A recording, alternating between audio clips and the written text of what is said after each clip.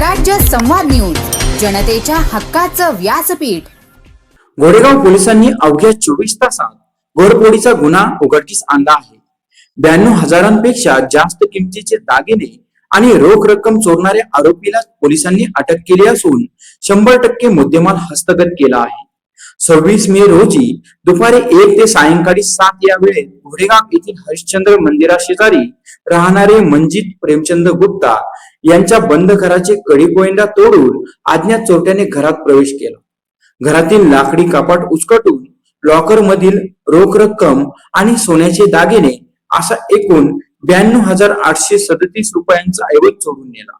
या प्रकरणी घोडेगाव पोलीस ठाण्यात भारतीय न्याय संहिता 2023 चे कलम 305 अ आणि 331(3) अन्वये गुन्हा दाखल करण्यात आला आहे।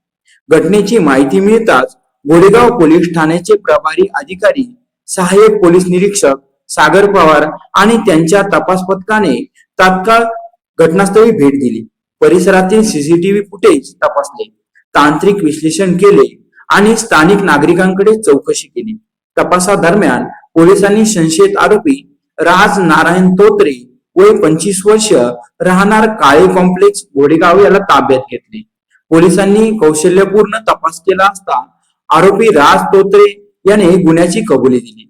त्याच्याकडून चोरीला गेलेले सोन्याचे दागिने आणि रोख रक्कम असा संपूर्ण 92,837 रुपयांचा मुद्देमाल 100% हस्तगत करण्यात आला आहे। ही कामगिरी पोलीस अधीक्षक संदीप सिंह गिल, अप्पर पोलीस अधीक्षक डॉक्टर शुभम कुमार आणि उपविभागीय पोलीस अधिकारी अमोल मांडवे यांच्या मार्गदर्शनाखाली पार पडली।